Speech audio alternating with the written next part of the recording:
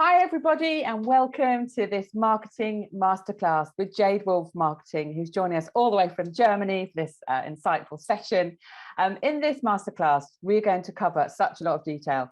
We're going to cover how luxury consumer behaviours have changed as a result of the pandemic.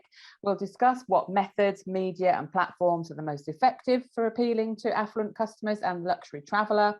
We'll also try and help you elevate and evolve your business via digital marketing and your website and suggest some platform ideas to try, all with the goal of trying to ensure your digital presence positions you as a go-to brand for luxury travellers and helps generate sales leads for you, more importantly.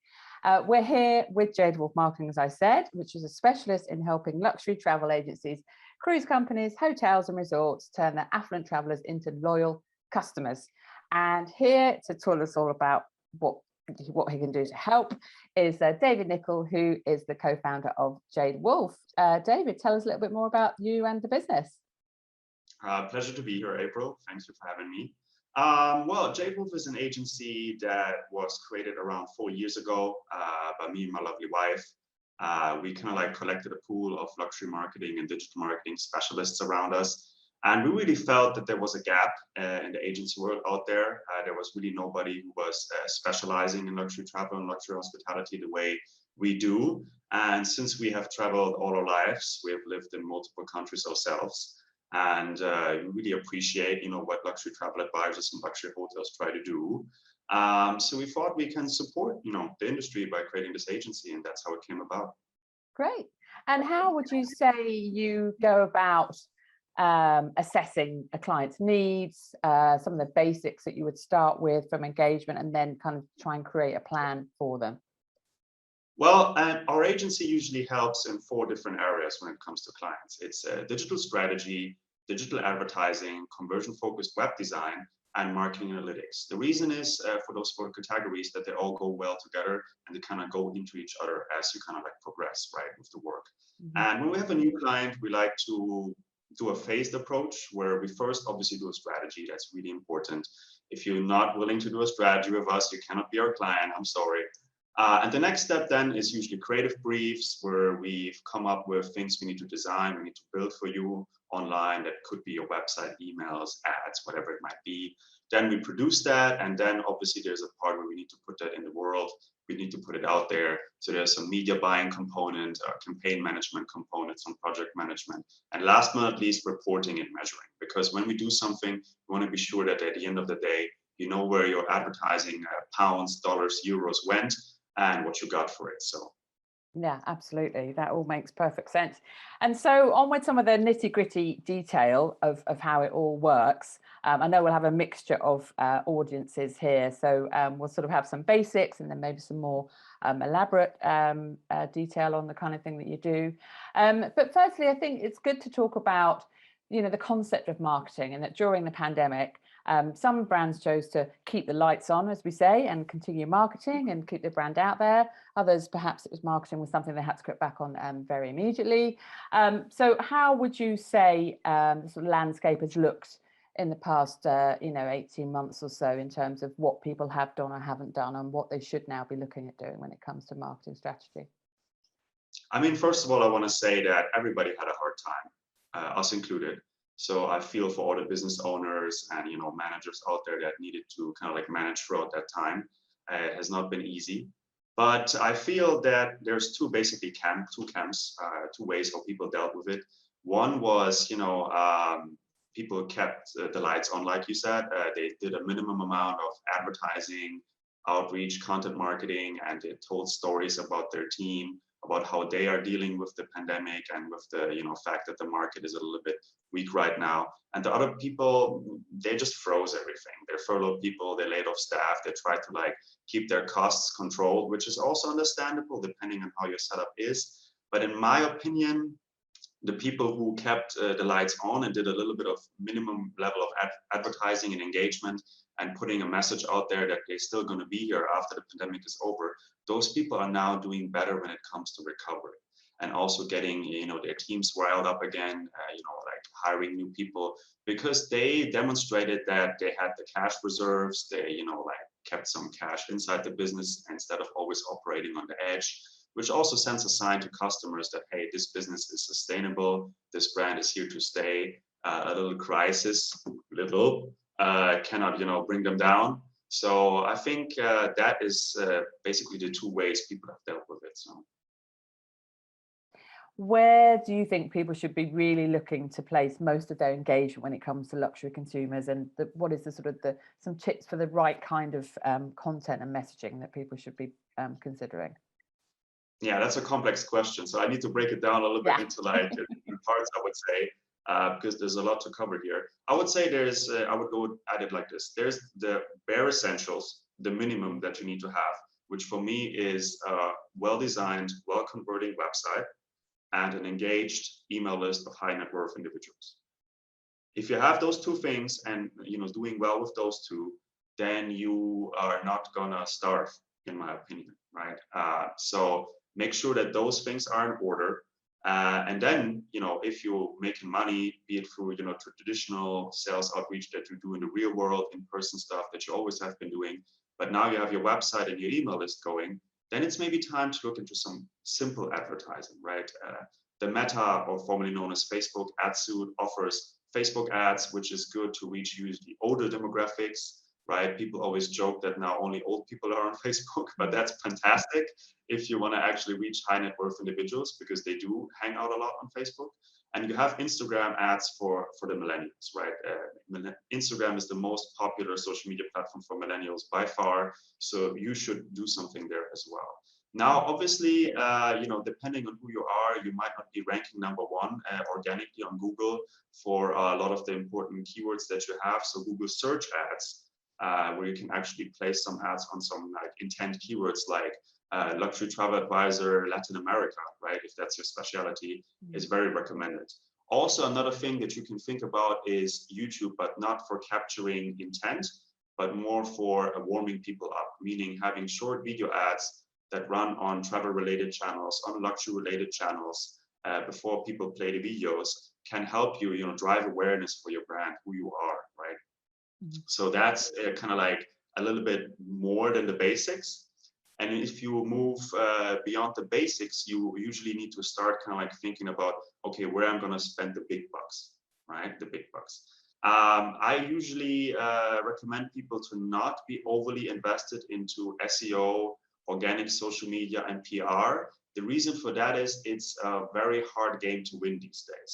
A lot of people doing SEO, a lot of people putting out a lot of low quality content, a lot of people, trying to get their very self-promotional article published on a magazine.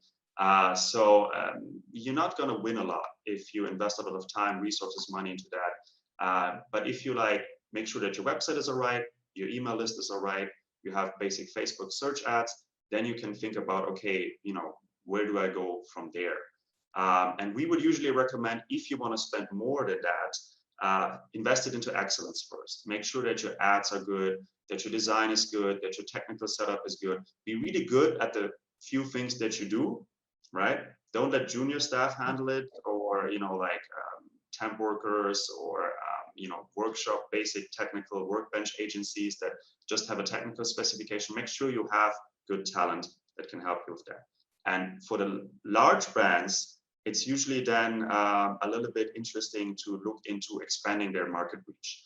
I know a lot of people from the UK are probably watching this, maybe some people from the States, but I always recommend look towards, for example, China. Have something to offer for affluent Chinese travelers. There's platforms that you can use that are specifically, viable in China if you have the resources.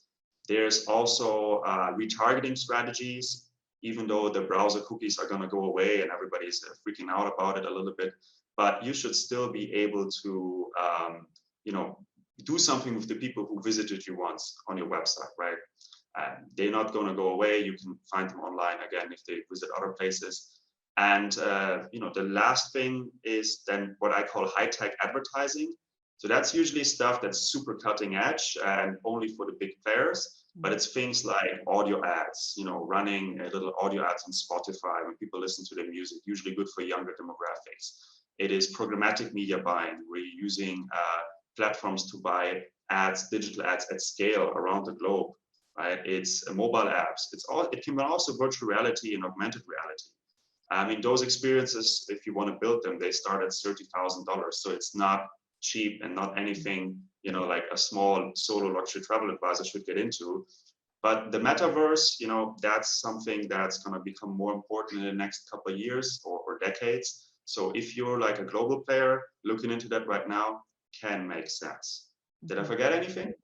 I think, yeah, the hotels. The hotels and resorts are a special case because there we see most of the time over-reliance on meta search engines and online travel agencies like booking.com.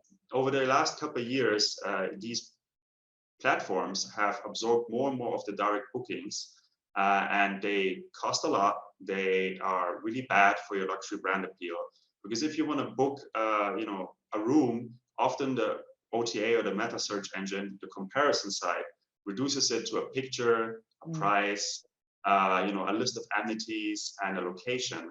And how am I supposed to know if I should go for a Mandarin Oriental or a Shangri-La or a Ritz-Carlton or Kempinski, just from those few pieces of information? Especially if I'm an uneducated luxury consumer, I won't know anything about the heritage, the context, the food and beverage offerings, the service, that the concierge has great knowledge about certain things. You know, they have wonderful front of the house staff. All these things you will never know if you go through that booking route.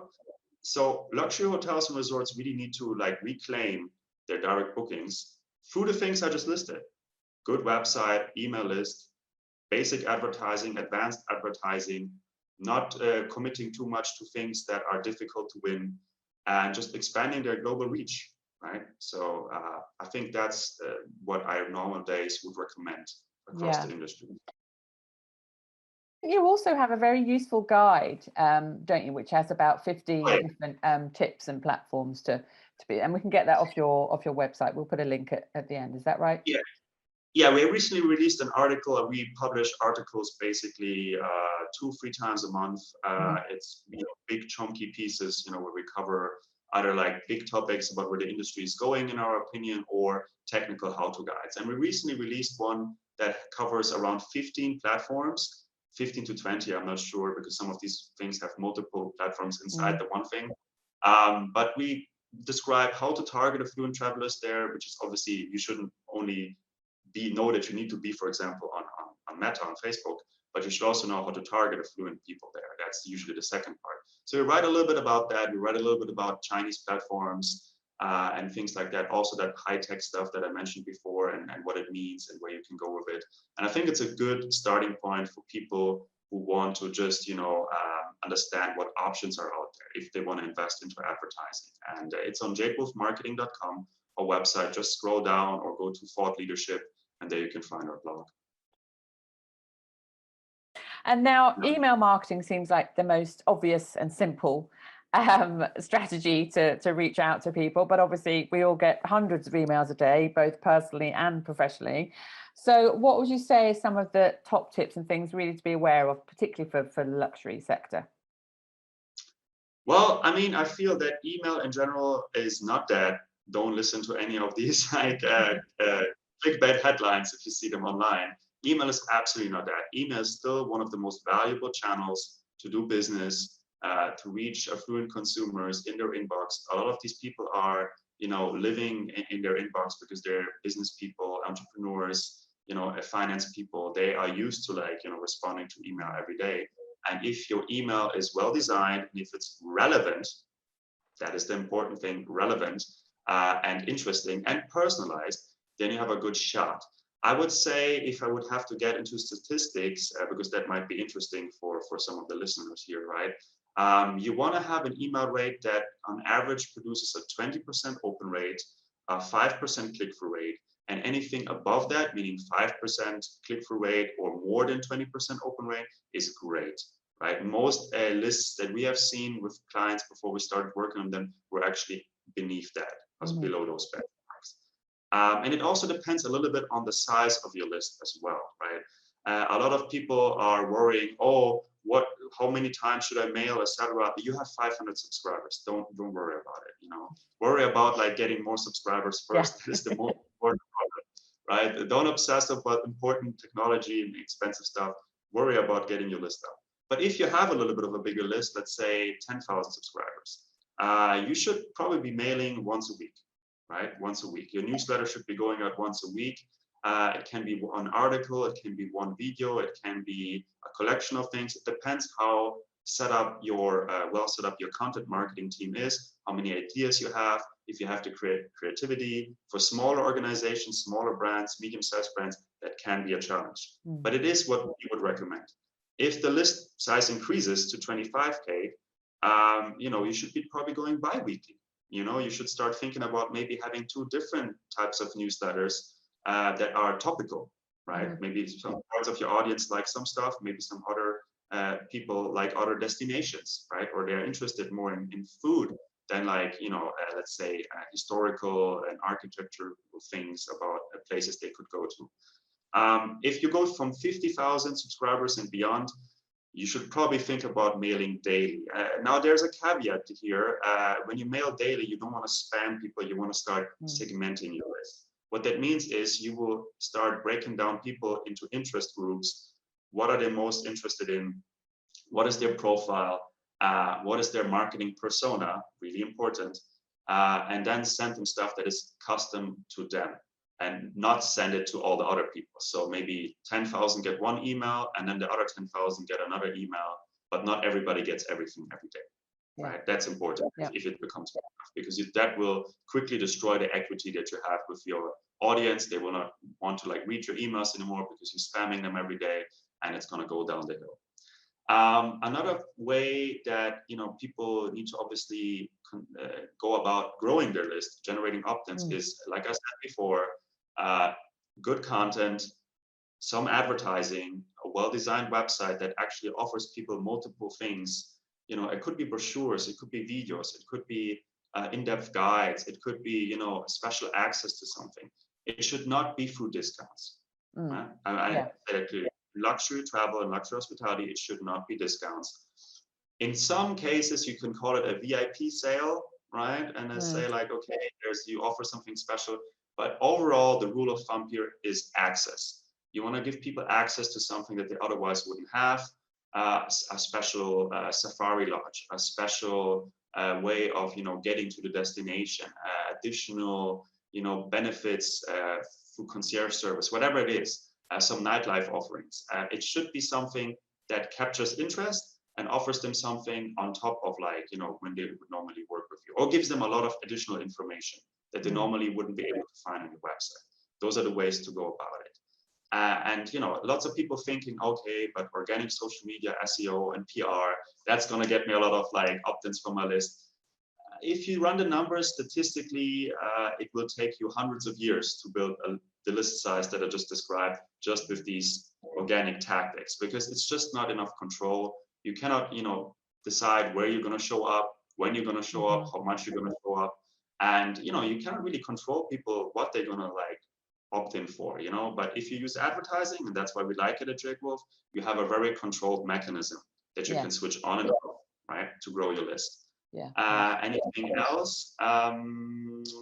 Personalization, like I mentioned before. Right now, I see still that in luxury travel and hospitality, personalization is heavily underutilized, right? There's a lot of ways, if you have a larger list and if you've been in the market for quite some time, to segment things. You can segment. You can then obviously use merge text. That means you can switch out text in your emails dynamically based on who's the recipient. You can even, with modern technology, change the template itself, right? The building blocks, the design. You can have logic in the sequences. You can say people are going to get 3 emails within a week, and depending on how they react to the email, what they click, the next email is going to be different, right? And it's all happening automatically in the backend.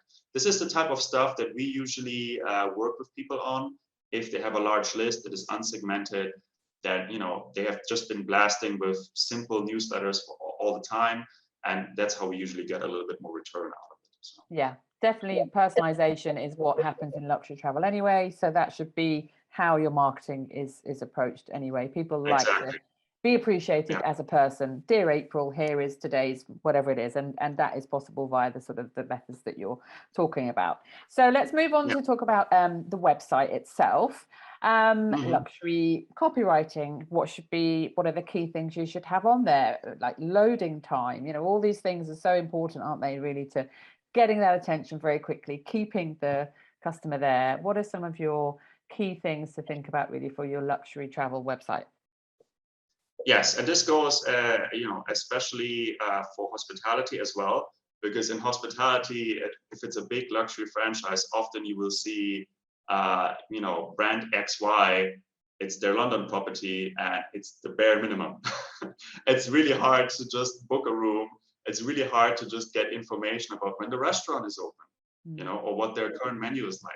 So there's a lot of basics there that you need to cover. But if we're talking about essentials, like I mentioned before, the website is key, right? Copywriting is a basic building block that you need to get right in luxury. That is really important. And what does it mean? I mean, it doesn't mean listing your amenities in a bullet list. It doesn't listing just the square meter size of your room. Doesn't mean listing the destinations that you do as a travel agency. It doesn't mean like that. What it means is to use an emotional, rich, imagination stimulating, desire amplifying language, right? That speaks really to marketing personas. What are marketing personas? I forgot to mention it in the beginning. This is also something we do at Jadewolf with a lot of attention to detail and a lot of love, is the key usually of your marketing strategy. What that means is you need to figure out which customers are the ideal ones for you. And how old are they? What gender are they? What magazine and media do they consume? Do they use certain apps? Do they like technology? And then their psychology. What do they like? What do they dislike? What do they believe in? Who are their idols? What are some silent desires maybe they might not verbalize all the time? And if you have a persona like that, giving it to a luxury copywriter and then producing good copy becomes very easy, because you can then generate that type of language based on all these details. But if you don't have that, then it's going to end up being some bland corporate speak. We are the world's leading destination agency for XYZ.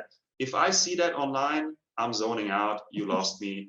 Most modern affluent travelers, when they see that, you will lose them as well. So don't be heavy on the jargon. Be human. Tell stories. And you should tell stories with everything on your website, with your videos, with your copy, with your images, with your visuals, with your design. The type of, if a chatbot pops up in the corner, a lot of people love to use chatbots these days, and we help clients set them up as well. Use a human kind of like approach, and make sure a human maybe is manning the chat support, right? If you have to, if it's like an automation, it needs to be flawless in luxury. Meaning it needs to cover really, like, it needs to be indistinguishable from a human, and it needs to cover all the basic questions that a prospective customer might have. Otherwise, I will think, oh, you don't care about me. You don't care about me. I will go to somebody who cares about me. So that is really important. Loading speeds, obviously, everything needs to look good on mobile, on tablets. So make sure when you choose your content management system, your design theme, that those are like actually technically optimized to load fast. Make sure that you have some analytics set up. You want to see what people are doing on the website. That means not only Google Analytics to see where people come in and where they leave, but also there's tools out there to record actually what the people are clicking, where their cursor is moving, heat maps to see which elements are being clicked on the most. And in combination with that, with your CRM and your forms, and where contact submissions and inquiries happen, you can get a nice clear picture of how your website overall is performing. And then you can also start making interesting experiments. You can start making decisions like, okay, we're getting maybe 100 conversions, people subscribing to our newsletter, filling out an inquiry, booking something. So now maybe let's change the color of a button, or let's put it up there versus down here, or maybe add some copy here. Normally in the past, people would have been forced to do that based on gut feeling. Our sales guys told us people cannot find what they're looking for, so we're changing something. Or a couple of years have passed, we need a new website because we want it to be pretty and look modern. But nowadays, it should be all around data, things you measure on your website, how you can tweak different elements, and having actually a reason for changing them, right? If we add this little bit of text here, we think that people are going to spend more time, They're going to engage with our content more, which eventually is going to lead to more bookings, right? This kind of like hypotheses, experiment, conclusion type approach is really important. This is a lot of times what we work on with clients. So yeah, it's the combination of all the things, isn't it? Looking beautiful, the right language, and knowing where the user is, where they go, where they get stuck, where they leave you, and just being able to, as you say, adapt and just make the website as the absolute best shop window it can possibly be. How important is video these days for keeping the customer engaged? Yeah. it is huge. It is huge. I mean, if you're not using any video on your website or on your social media or in the emails that you send out, you're probably missing out on a lot of engagement and a lot of like brand recognition that you can collect out there. And first and foremost, I'm going to sound like a broken record here. Similar to your emails and your copywriting and everything else, it needs to be based on your personas. Meaning, if you're going to go out and produce videos for thousands and thousands, even 10,000s of pounds, based on a gut feeling, you're probably shooting in the dark or you're flying in the dark and you might crash. So make sure that it's based on data, based on things you've learned in your business about your customers over time, or things that you can learn out there in the market. That's the first and foremost rule. If you do that, chances are your video is going to do well. The next thing is know what the purpose is. If you're doing a video for brand marketing purposes, it should usually be more generalistic, emotional, and it should really be focused on driving awareness, making people understand what you are about, what your brand values are, what your luxury heritage is, what your attention to detail is, right? It shouldn't be so much about your services, your offers, your products, your rooms, your suites, your spa, whatever it might be. And then there's the direct marketing type video, which is usually, focused on actually, the products, the services, the suites, the spas, showcasing them. And those should be placed on your website next to conversion points. Meaning if you have an inquiry form as a luxury travel agency for a specific destination to talk to a specific expert, maybe have a short video there where the expert is talking about his track record and his expertise, that he's been 15 times to Africa or 20 times to the Arctic, whatever it might be. Make sure that you have a short video on your hotel website when it's about your restaurant, a little shot of going through the restaurant, showing some dishes, maybe a quick blurb from the Michelin chef that you have that talks about his seasonal menu. That will do wonders for your reservations, for your bookings, for your conversions in general. And that's basically how you should do it. And in terms of costs, especially if you're on the smaller end and you don't have a lot of budget, start with illustrations, animations. Those can usually be produced much cheaper. If you want to scale it up, start shooting real footage on site. If you want to go to the max, start thinking about models, actors, and also splicing your team members into that. Overall, I would recommend nothing that is more than 10 to 15 minutes, because people tend to zone out, and if nobody wants to listen to people talking about themselves all day. So but in short bursts it's fine. So and then make sure that the video is loading fast. Lots of people love to use these video backgrounds these days just for the sake of having them, but then I have to wait 15 minutes to go to the page after I arrive there. So make sure that you know what you're using your video for, you have a purpose there. And if you're using a lot of video on your website, maybe even in the background, make sure that you beef up your loading speeds for your website with something that is called a content distribution network, a CDN. Those are extra services, hosting services that you can buy, which are going to help, elevate some of the traffic that comes to your website and load things much faster. So let's wrap up with some top tips. You've given us lots of things already, really, to take away from this. But if you had to give us, say, 5 or 6, key takeaways, things to do, make a note, start tomorrow, what would they be? Yeah, obviously distilling a lot of the stuff we talked about, there would be a couple of things. I would say, again, spend 5 to 20% of your annual gross revenue on marketing, no matter if it rains or if the sun shines. Just always be there. That goes also back to when something like a pandemic hits, use these 5%, use the low end to get a message out there that you're still there and you're going to be there when everything is over. Create luxury personas, invest some time and resources into them, add as much detail as you can, and base them on data if you have data. Right? Make sure your website serves a purpose and is not just pretty, right? Conversions matter, data matters. Looking at what people really are doing is important. Work on build an engaged list of high net worth individuals.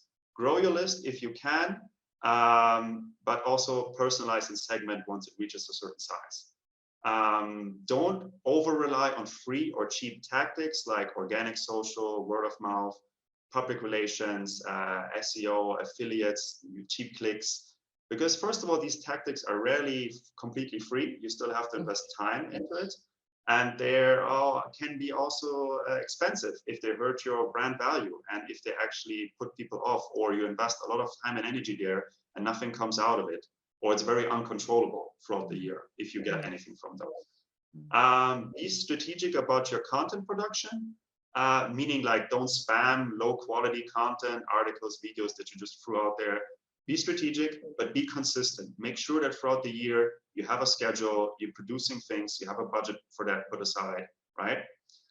If you're in hospitality, like get off that meta search OTA drip, and make sure that you're recapturing the customer, the consumer, that you own the relationship. Because at the end of the day, if you leave it to the OTAs, if you leave it to meta search, they will own the relationship, because people who book through those portals will book through those portals again. And they will not necessarily be interested in all the wonderful things that you also have to offer to them, right? They will not be interested in your member, program, in your loyalty program, in your VIP upgrades, whatever it might be. You will not own them, right? And finally, make sure to advertise and be consistent there as well. You can start with the basics, like I said, Meta, Facebook, Instagram, Google search, YouTube for awareness. But if you want to move beyond that, there's a lot of options for you. Think about expansion, think about high-tech options. One thing I think I completely forgot to mention also, influencers. Be careful about those. Make sure their following is real. Make sure it's a good match for your audience. But then use them as well if you want to grow beyond the basics. But advertise and be consistent. Yeah, perfect. Well, thank you so much for that chat. I was nodding away, generally thinking, oh, I'm going to start a business and I'm going to market it in these ways. But there's something there for all sizes of businesses, as you said, to take away from there. So we will pop the website and details at the end of this presentation. But thank you so much, David, for your insight and your time. And we'll hope to catch up with you again soon. Thank you, April.